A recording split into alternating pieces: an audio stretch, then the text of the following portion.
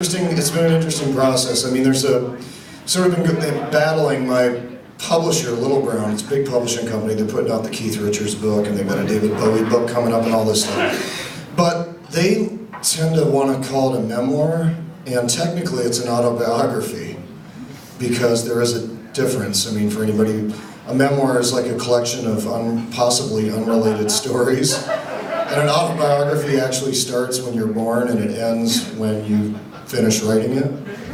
So, and that's the approach that I took. So when if you're kind enough to buy the big fucking book, all 500 pages of it,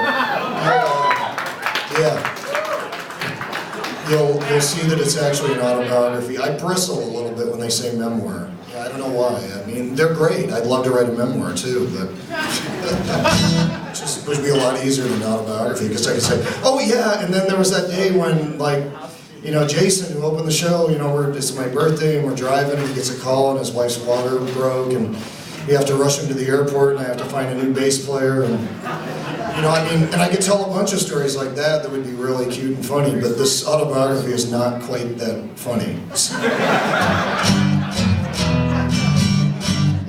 I was talking last night about it, the difference, there's like these differences between truth and memory that, you know, I think we all sort of struggle with, and, you know, these ideas of, putting on a good face when you meet people and talking about all the good things that you do, and you write a book like this and, you know, most of it's about the things that you really fucked up, and, you know, I don't really talk about those when I'm doing album cycle press, you know. Yeah, there'd be a whole lot of stuff that you don't know, and, you know, my joke is I hope you all come back after you read it. You know, I mean, whatever, we're all... Well, I appreciate that. I appreciate all that. It's, but you know, in all seriousness, it's quite a process. I wouldn't. I'm glad I did it. I don't think I'll do it again. But I mean, who has written like more than one autobiography? Shelley Winters. Shelley Winters? She wrote 3 fucking hands. She all of a sudden rules. My world, because she went through that shit 3 times. She is out of her fucking mind. Who else? Anybody do twice? Gore Vidal, I'm guessing, must have. Peter O'Toole. Peter O'Toole did twice? Serious? 3? He's got a trilogy in his own. He's got 3 fucking Lord of the Rings. Maybe far. What? How did they differ? I mean, was the first one, because you seem like a literate guy, so you know what I can talk about. To quickly, a quick synopsis, the first one, what was the vibe? The Northern Africa desert story, you know. Okay. All right. Second one. Second one would be Drunken Stage. Drunken Stage. Okay, so he's getting old school, and then the third one. Redemption, where everybody. Oh fuck! So he dragged you to the third book to get the finish. You had to go through you had to go through the desert and through rehab.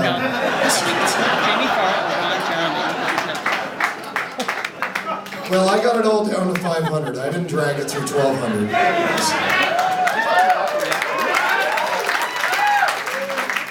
And there was no rehab, but there's a lot of fucked upness in it. So Bob of Arabia. Bob of Arabia, yeah, that's me. I can make a really fucked up NPR Fox News thing right now. Okay, Juan Williams, anybody know him personally? The NPR stooge that works for Fox now? Does anybody know him personally? Because he's sort of a douche. Just saying, a guy who goes on the record in 1968 and says on the record that judging someone by their skin color is the worst thing that anybody can do.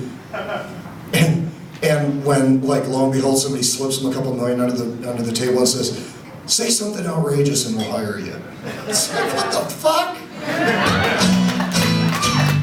We are in scary times. Just in case I mean, right now we're all good in this room because we're protected by, like, the dome of goodness, but get out of this fucking room, it's sort of scary out there. Like, just in case you didn't notice, I just want to let you know that you have elections coming up here because you really do need to vote. And I think it would be a good idea to really seriously take a look at, well, I mean, just like a simple thing, like, November 2009, stock market's about 6,500. Now it's like 11.1. Not that I'm a big fan of the stock market, but we did sort of turn that thing around. I don't know about you, but my healthcare premiums are through the fucking roof. And I'm not getting any younger, and I'll probably need to start using them soon, so I'm sort of good with the healthcare thing. As I'm building my platform here, is there anything else you'd like to know? I don't want to run for mayor of Chicago. You all can sort that one out yourselves. Bob, we trust. And, I lived in D.C. How is he? This is my stand-up part. I'm trying this out. Instead of a book tour, I'm going to do stand-up. Me and Colbert. You're a good foil. I'm going to take you on the road. What do you all think of Rahm Emanuel? Woo!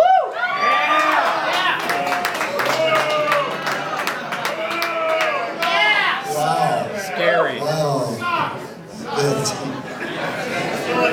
So I guess we've arrived at the fact that he's sort of a heat-seeking missile. Watch your back. No, this is good. I always rock. This is like talk. All right, I'll play some. Just for you, I'll play another song. I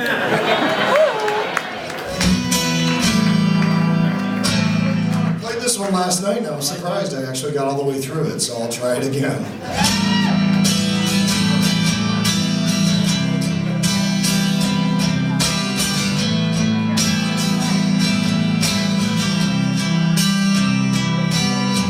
Here's the town we live in. This is how the land lays out. Bottom and view. So I could find my way around. Yeah. Take tonight upon the wall. Every avenue, found my way around.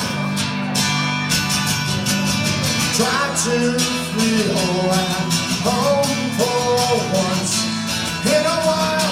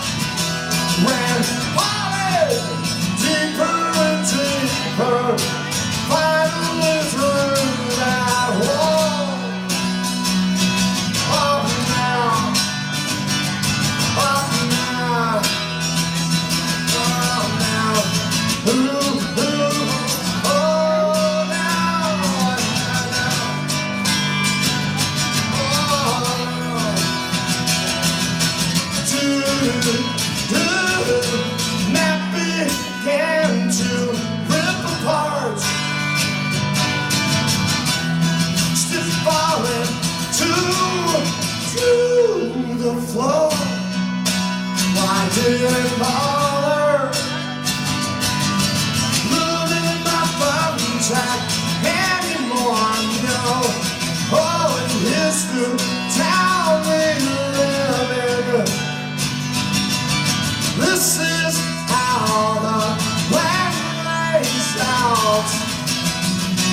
My thought of my girl, so I could find my way around now.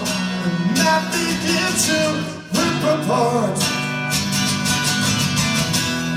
I watched it fall into the floor. Oh, I didn't bother moving my thumbs up anymore.